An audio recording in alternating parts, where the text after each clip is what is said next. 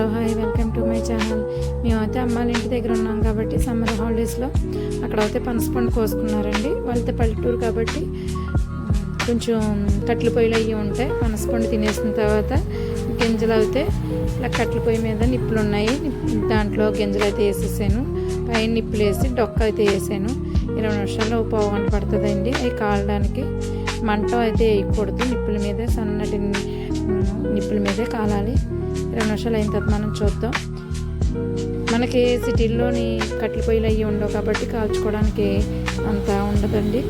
కానీ కట్టెల పొయ్యి మీద వేసి కాల్చుకున్నాయి చాలా టేస్టీగా ఉంటాయి. ఇప్పుడైతే 20 నిమిషాలు అయిపోయింది, తీసుకున్నాను.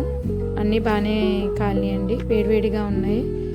కొంచెం తొక్క ఒలిచి చూపిస్తాను మీకు ఎలా కాలింది అన్నది. చల్లారిన తర్వాత తినాలి, వేడిగా అయితే ఉన్నాయి.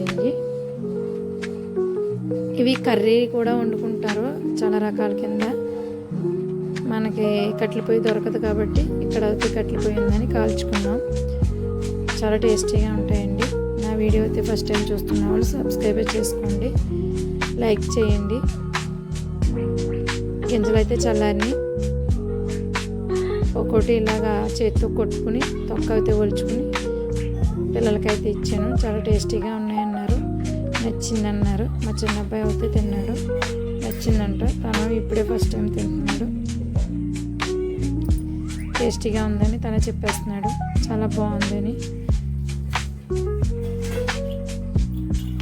మనకైతే దొరకవండి కట్టెల పొయ్యి మీద కాల్చుకోవడానికి. అయ్యి పల్లెటూరులో అయితే కట్టెల పొయ్యిలు ఉంటాయి కాబట్టి దాంట్లో వేసుకొని నిప్పుల మీద కాల్తేనే బాగుంటాయి. నా వీడియో నచ్చినట్లయితే లైక్ చేయండి. Bye friends.